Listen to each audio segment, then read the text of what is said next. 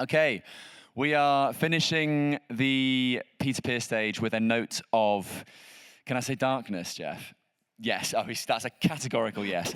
But there are flashes of, light in amongst the we darkness. end positive. We go to we positive. End positive, yeah. Thank God, because I can't handle more darkness, man. No, we're good. This, Bitcoin is hope, Bitcoin is optimism, all those lovely things. So Jeff is one of those, I don't know, like tech geniuses. I'm going to call you one of those. Sorry, mate.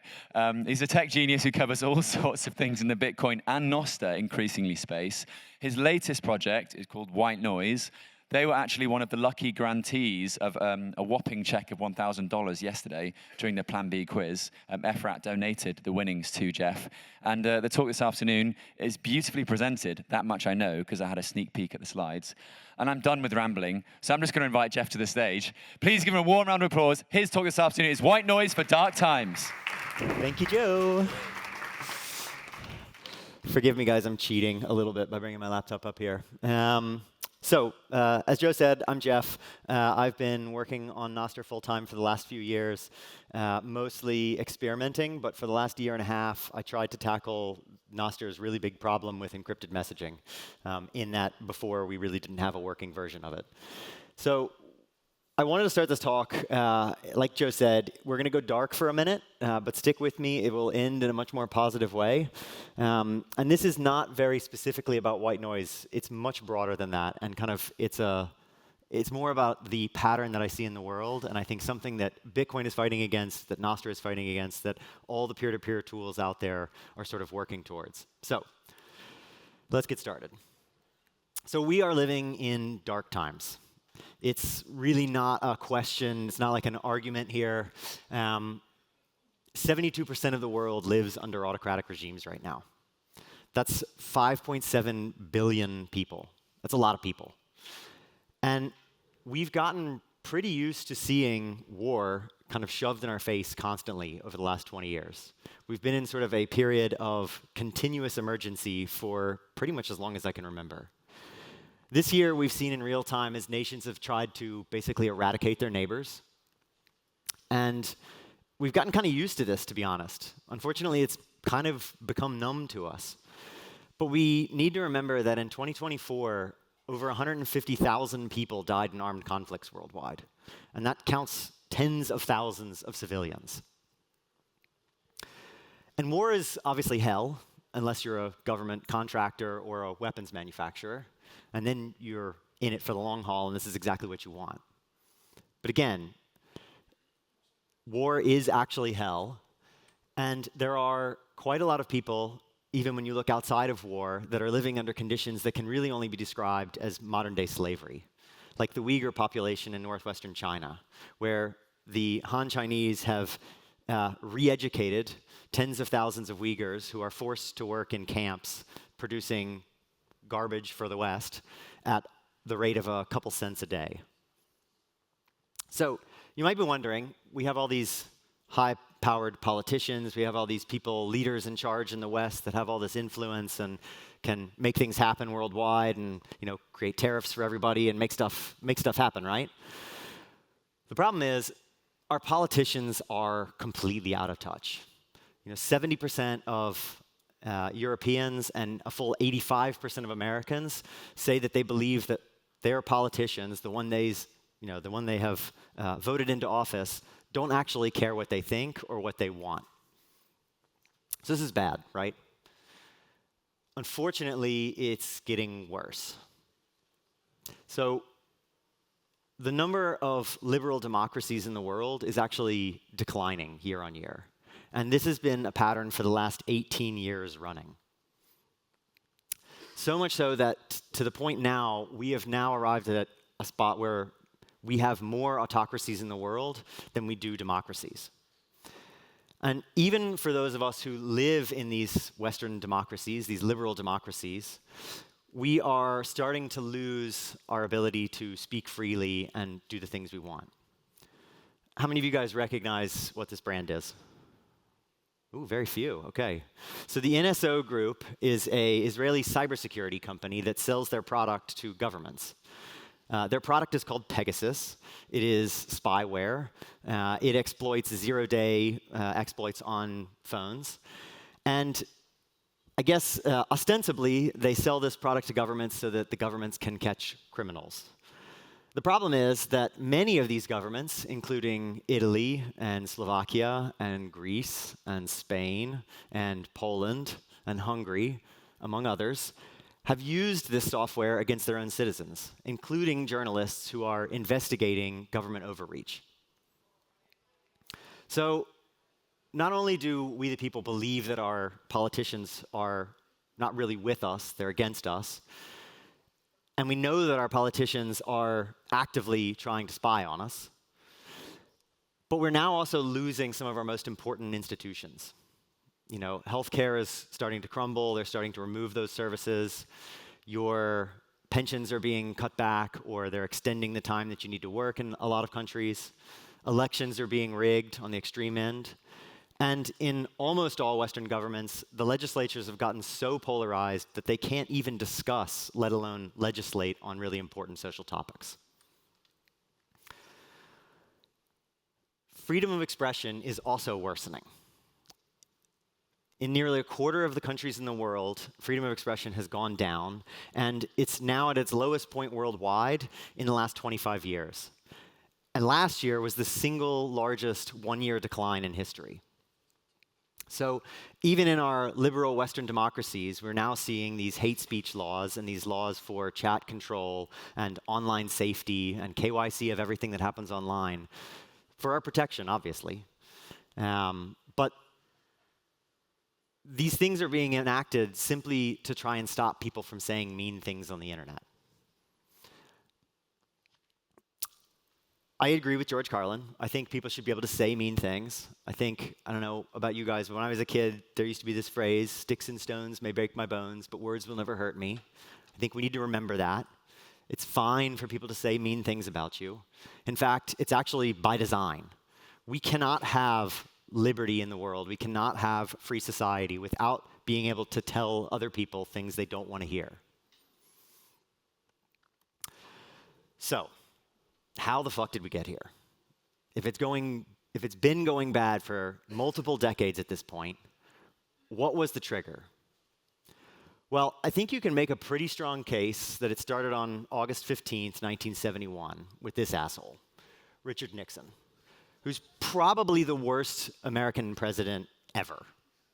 I mean, there's been some pretty bad ones early on, but like this guy has to take the cake. And what he did in that speech is he took the US dollar off the gold standard, ostensibly to fight against speculators. And if you haven't had a look at this website, it's definitely worth 15 minutes of your time. It's just hundreds and hundreds of charts where all of the graphs bend at 1971. Everything seemed to break.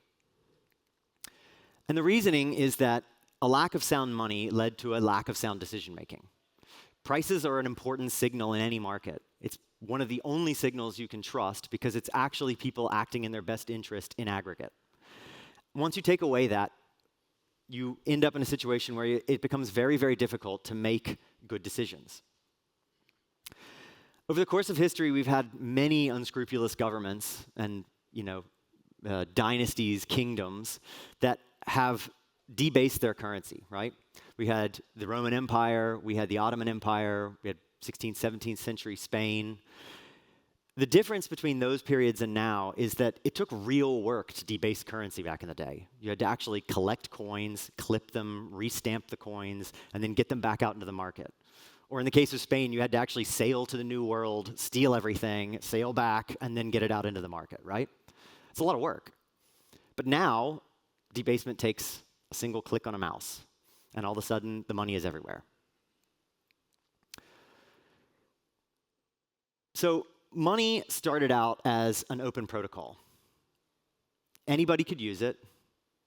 Well, any consenting person that wanted to be a part of the system was able to use it.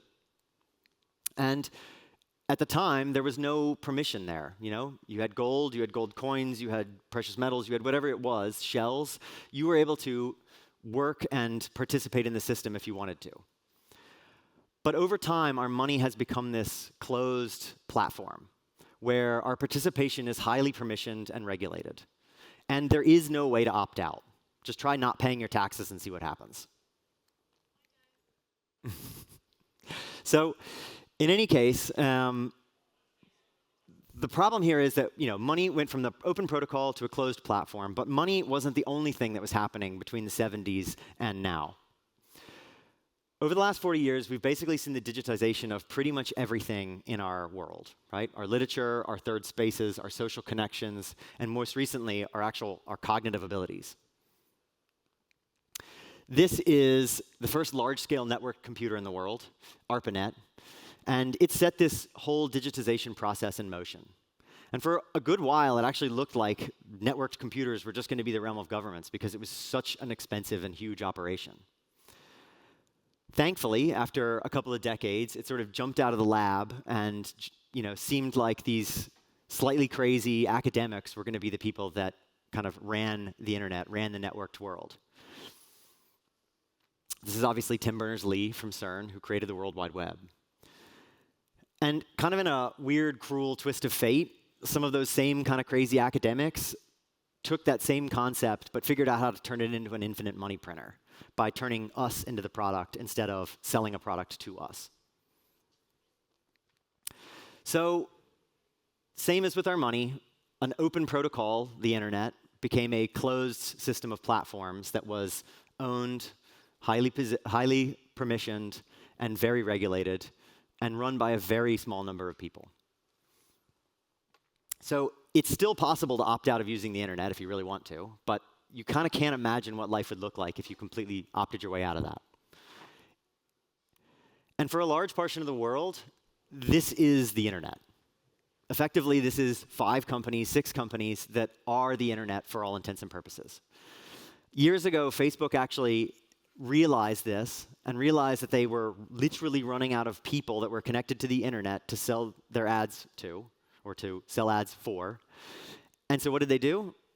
They went to Africa, and they started paying mobile providers to give everybody free internet, but only to Facebook and WhatsApp. So large swaths of Africa are actually the internet is just Facebook. And that's how they continued to grow in an exponential fashion when they actually ran out of other humans. So in a very real way, Google, Facebook, Amazon, they are the internet. And unfortunately, we are living through another of these platform shifts right now. And I wish I could say with a straight face that this one started as an open protocol and is maybe heading towards the direction of being platformized, but this is already as closed as it can possibly get. We have open models. It is possible to download a model and run it on your computer. It's about 4 generations behind. Running it on your computer is going to take it 4 or 5 times longer. And so we're already seeing that this is an accelerating trend. So we live in this centralized society, right? We have centralized control all around us. We have very large-scale governments that can surveil us, that can permission us, can regulate us. We have very large-scale companies that most of our internet services run through, and we rent our identity from these people. We have no control over it. We cannot walk away. We are not allowed to opt out. Okay. Take a breath. That's the darkness. So how do we fix this, right? Like, this is a huge issue. This is like an issue that is so far beyond what any of us should have to think about. And if it was just as simple as saying, okay, just move to an island and do your thing, that would be one thing. But that's honestly not an option. Like, in most places that you aren't allowed to do this. You cannot just leave and stop doing what they tell you to do. Well, thankfully, we've got a really good example, right? I don't think you can hope to fix a system from the inside. I kind of stopped believing that a few years ago. I think, to me, the most likely chance that we have for making real change in the world is to build parallel functioning systems, right? We need something that allows you to opt out in ways that is unexpected to the system that exists. They have their points of control, but if you don't use their points of control, then they don't have any power over you. And thankfully, Bitcoin has given us a really good example of this working. In a little over 15 years, we've basically created an unstoppable monetary network that governments and very large corporations are being forced to bend the knee to. And it was created by some anonymous person on a cypherpunk mailing list. And this tool is now being used by democratic resistance movements worldwide. This is Marina Corina Machado in Venezuela. She won the Nobel Peace Prize a few weeks ago. She's a Bitcoiner. She's also fighting against the Maduro government in Venezuela, which hopefully will fall apart pretty soon. This is Roya Mahbub. She is from Afghanistan, and she's been using Bitcoin since 2013 to fund girls' education projects. As you can imagine, the Taliban absolutely hates her. This is Fadi El-Salamin, who is from Palestine originally and now lives in the United States. And he has been providing direct aid to Palestinians using Bitcoin for the last several years. Palestine is a place that the traditional finance system does not work. It does not exist. There is no way to send money to Palestine in any formal, channel. Like, those channels do not exist. So Bitcoin is literally the only way that you can provide aid to people in that place. And this is Felix Maradiaga, who's been fighting the autocratic Ortega regime in Nicaragua for the last several years. He actually woke up one day in Nicaragua to find that all of his assets had been seized, all of his bank accounts had been closed, and he was now on the wanted list. He subsequently spent a few years in prison in Nicaragua until his wife Berta could get him out. And solely because they had Bitcoin were they able to get him out of prison, escape Nicaragua, and he's able to continue this fight.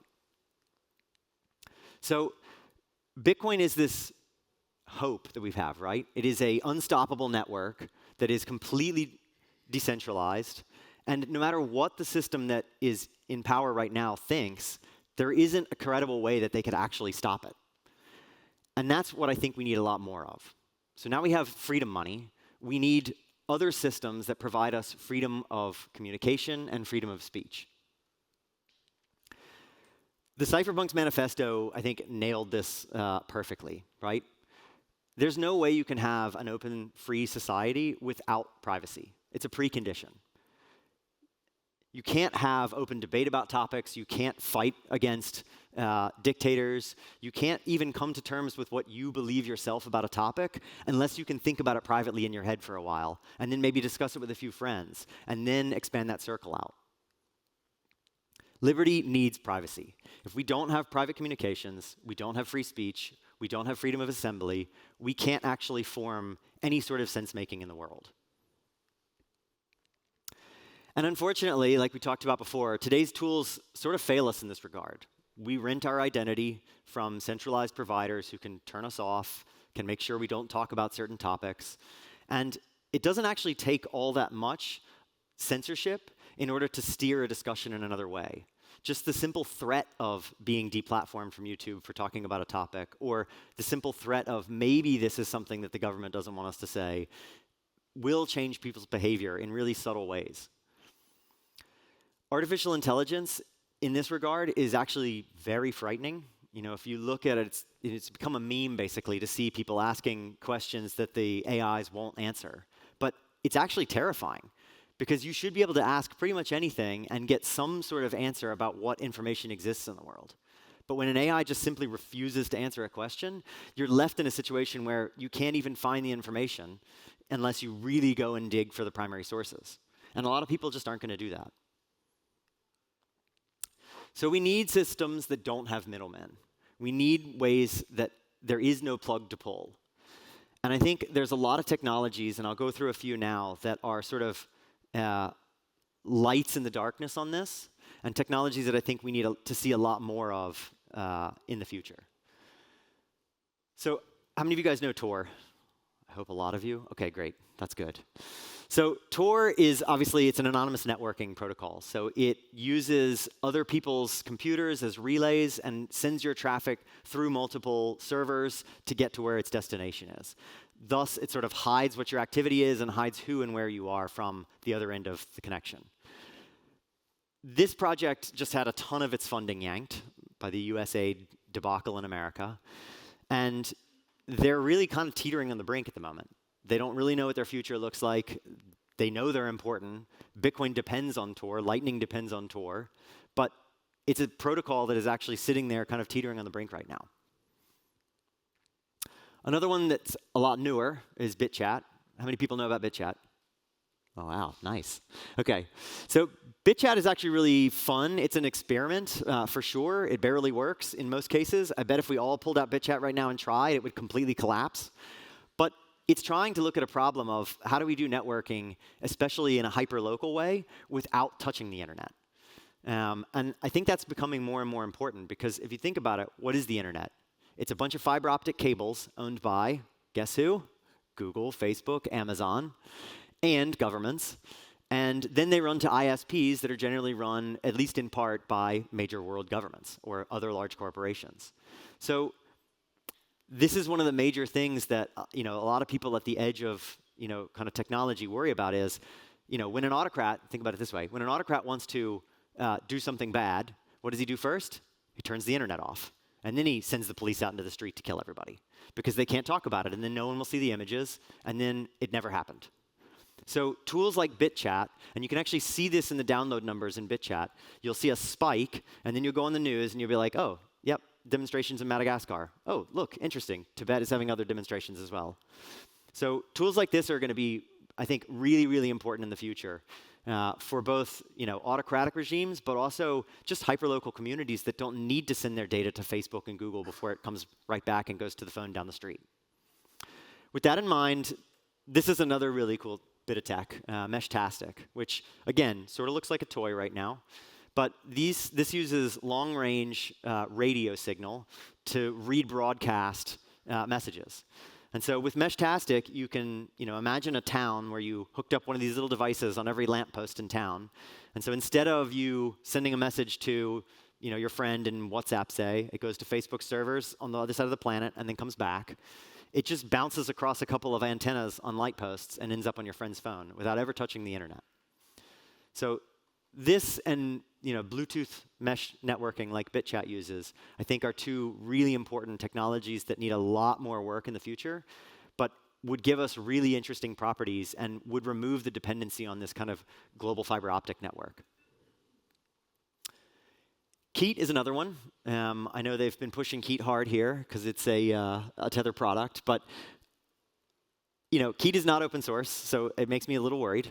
That said, I think Keat is taking a really cool approach on this and saying that they're going to be just peer-to-peer. So they're doing everything they possibly can to avoid having any sort of servers in the middle at all. And I think that's really commendable because, again, it's a novel approach to a really hard problem, and they're trying to make it possible that we can all talk to each other without having to have Facebook in the middle listening. And now I'll talk a little bit about Nostr. So how many people here know Nostr, are on Nostr? OK, again, great. Don't have to explain much. So to me, the coolest part about Nostr is that you own your identity, right? You can go in a bathroom, you can roll dice a bunch of times, and you can come out with a number that is a Nostr pub key and private key, and you can use that as your identity or one of many identities. It has no link to you in the real world. You can create as many as you like, and you can use those on these really stupid commodity bits of hardware called relays. Nostr makes a lot of trade-offs, one of them being that relays have to stay really dumb. They should just be dumps where you throw data, and then they give you the data back when you ask for it. And that's really important because we always want to be able to swap those out at will. You should never be dependent on a single relay for any sort of, any piece of Nostr to work properly. And that gives us this property of censorship resistance. So getting a little bit more into what we're using in white noise and how we've approached this question of how do you do encryption over public infrastructure, right? Because relays are public infrastructure. They are pretty much open. When you send data to a relay, the relay operator can see it, but anybody else that's watching the network can also just request data from the relay of a certain type. And so you have to just assume that anything you send to a relay on Nostr can be viewed by pretty much anybody in the network, which makes it a really weird problem to try and fix encrypted messaging, right? The way Signal works is that there are the Signal servers in the middle, and they do a lot of encryption on the phone. Signal servers can't read your messages, but no one else can actually see those messages either to start trying to map, OK, when did that message come in? When does that person use their phone? A lot of the pieces of information that are really important to these government agencies like the NSA are metadata. They're not the actual content of the message. They're all of the data around when the message was sent and how. So trying to do this over Nostr gives us a really kind of weird problem with that. MLS is a new internet standard. It's called messaging layer security, and it's a way to do key rotation effectively, kind of the way Signal does, but in a much more efficient pattern. It uses a binary tree structure, and it basically puts the group into this binary tree structure and then uses that structure to send keys. Because that's actually what the Signal protocol, that's kind of the Signal protocol's innovation was, how do you take a group asynchronously and rotate keys in a way that everybody in the group can stay up to date? So MLS has this property of forward secrecy. If any key leaks, the past messages can't be read. It has this other property of post-compromise security, which means that if any key leaks, the attacker can't use that key to decrypt future messages. And it's way more scalable, in theory, than the Signal protocol. So Signal came out like 12 years ago. MLS is an internet standard as of about 18 months ago. And it builds on a lot of what Signal brought into the market, but does it in a little bit more complicated way, but definitely one that is interesting for our use case. And so what my work over the last year and a half or so has been basically trying to figure out how to bring MLS onto Nostr without spreading metadata around, without making it obvious who's in what group and when they're messaging. And we do that by a couple of different tactics, but MLS gives us these properties kind of out of the box. All we had to do was kind of figure out exactly how we were going to structure these messages such that we could hide everything that anybody might want to know behind encryption. So the way that, if somebody is watching, observing the network on Nostr for an MLS group in white noise, all they can see is a single identifier, which is a group ID, but that group ID can change over time. They can't tell how many people are in the group. They can't tell how big the group is. They can't tell where the people are. They can't even tell who the people are in the group. And groups can use multiple identifiers at the same time to spread their activity across multiple different buckets. So anybody watching the network for these types of messages gets almost no information, which is a really, really important aspect here. And we've built this into our app called White Noise. So the Marmot protocol basically is an open protocol that built on top of Nostr to describe how you should do secure messaging using Nostr relays. We've put that into practice in our own messenger called White Noise. And White Noise aims to be basically Signal with no centralized servers. I've said before, I think Signal are great actors. I think their technology is amazing. I think they do a lot of work to be, like completely blind to what their users are doing. They know your phone number. They know the last time you pinged their server, but they don't know what groups you're in. They don't know what messages are happening. And they do a really good job of kind of clearing that data off their servers. That said, they still have to pay $50 million a year for those servers. And as we saw last week, when AWS went down for a couple hours and Signal went down for a few hours, this is a real risk to a communications protocol that could literally be life and death for someone. So the goal for White Noise, which is obviously a lofty one, is to make something that is as usable as Signal, as performant as Signal, as secure as Signal, but has no one in the middle that can fail and have the whole thing collapse. So we have end-to-end encryption using decentralized relays. You can also, in White Noise already, sign up with as many Nostr accounts as you want. You can create throwaway accounts for a single chat, use it for a little while, and then throw it away. And that's something that no other messenger will allow you to do at this point. So I would encourage all of you guys to, one, please try out White Noise. Send us feedback. It's still super early, so definitely expect some broken things. But stick with us on it and push us to make it way better. My goal is that this will be usable for activists in really, really tough parts of the world. And I think the other thing I'd ask of all of you is to look around at these open protocol solutions that are out there and figure out how you can support them. A lot of these are built by technologists with a lot of deep understanding about how this stuff works, but maybe really bad understanding of how to bring it to market, or really bad understanding about how to explain it to normal humans. And that is just as much needed as the cryptographers writing the actual code. Okay. Does anybody have any questions?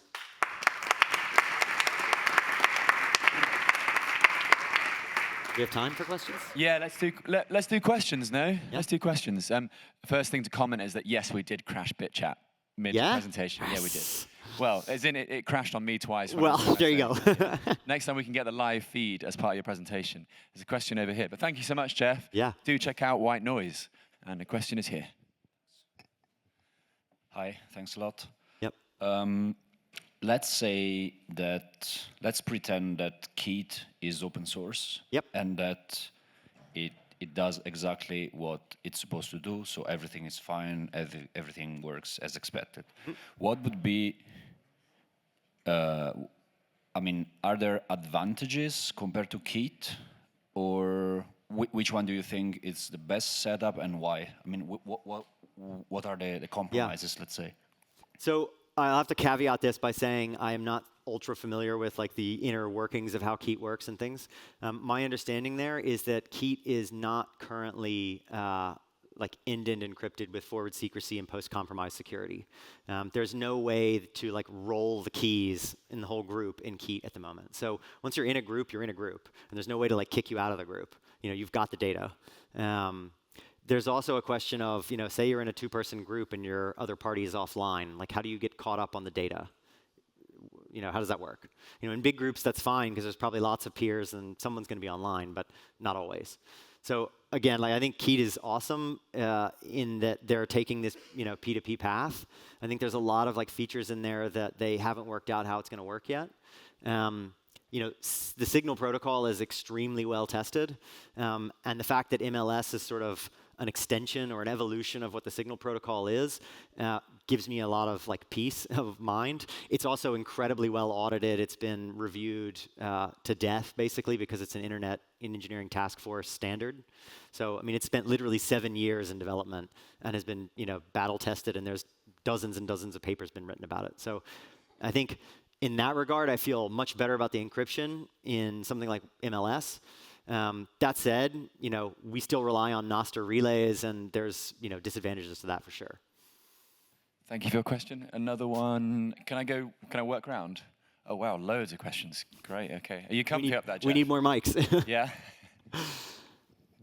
Thanks for the presentation and the product. Yep. How do you think to bring that to the market? Because we all have so many apps. We have Signal, Telegram.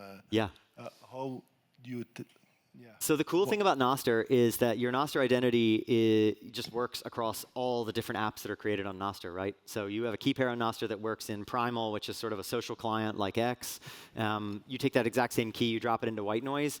Your follow list is already there in White Noise. You have your entire network. You can use that follow list and the sort of follows of your follows, the web of trust, to make sure that you're sort of triangulating, okay, this is definitely the right person, it's not a scammer. You know, that's one of the big things that plagues platforms like Telegram is, you know, something like spam accounts, right? Things that are imposters to other real accounts. In Nostr, you can solve that by having sort of this bootstrapped network. You know, Matt Odell likes to say we've sort of bootstrapped a network by shitposting on the internet.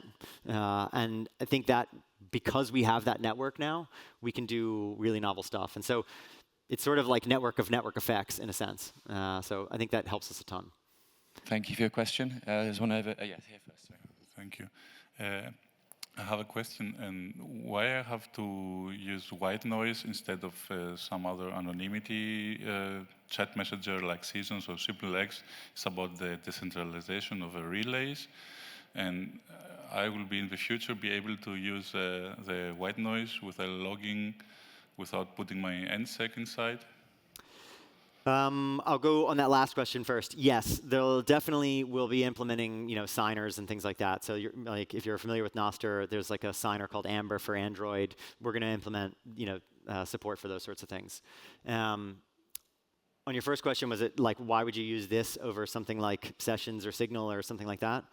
I mean, I think, again, the benefit of it being part of the Nostr network means that your identity goes with you everywhere, your followers go with you everywhere, your network is there. And it is more resilient over time. You know, like if you are working across multiple relays, any of those relays can disappear, you just move your, you know, group. So I think that is actually a really big benefit. Nick? So in the beginning, when you opened up with the dark picture, one of the things I see as the dark picture is just the KYCing of everything. What worries you for the future of this, for building White Noise? Mm-hmm. Do you have a sense of impending regulations or legislation that stresses you out and keeps you up at night? A little bit. I mean, I think like chat control is a horrible abomination. It's like the worst piece of legislation I've ever seen.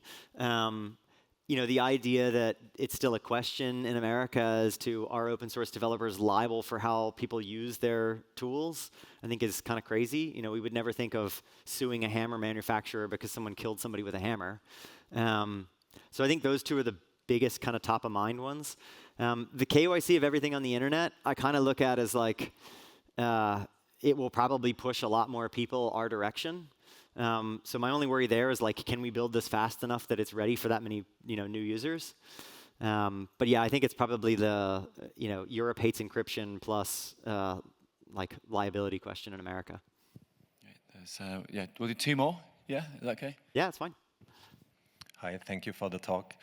I wonder how much of eyes on the code are on the implementation of Marmor, or this is just the protocol which defines it, but the white noise. Yes. Is it also security relevant, and there needs to be a lot of developers who security audit it, or yeah, so how does it work? We haven't done a security audit yet. I've actually got one. I'm literally signing the contract this week on the auditors that are gonna do it, and they're actually gonna audit from the top down. So they're gonna look at Marmot protocol just from a design perspective. Then they're gonna look at MDK, which is our implementation of Marmot in Rust, and then they're gonna look at white noise after that and just go through everything in the code there. I think I've always looked at this project as like, this could be life or death for someone at some point. I'm definitely not recommending it to any activist friends at the moment. I'm like, absolutely not. You keep using Signal. But hopefully in the future that will be the case. And I want to be able to sleep well at night, right? And so I think, yeah, we will be doing very regular audits of the entire code base. And this is, again, why it's open source. I want as many people as possible looking at this and giving us feedback and finding things that are, things we could improve. Thanks, Jeff. Just with the QR code you showed, I need to have practical stuff. I land on test flight on my iPhone. On iOS? Yes. Yeah, so it's a test flight app right now. It's not in the full App Store. Yeah, can you explain what that means? Because I have no idea what that means. So test flight is sort of a beta channel for apps. You install the test flight app, and then you go back to the White Noise website. And once you've got the test flight app, it'll open up test flight, and you basically are installing an app that's pre-release. So Apple still does a review, but it's like a lighter weight review, and it's for apps that are still in really heavy development. Okay, and then at some point I will just download it in the App Store when it's released fully. Exactly. And we keep updating that test flight version. So as we update it, it just keeps, you get the new version via test flight. Awesome, thank you. No problem. Great. Okay, I think, just walked into a chair. I think we should leave it there, no? Yeah. Can we have one more warm round of applause for Jeff? Thanks so much, Jeff. Really good stuff, mate. Well done. Thank you.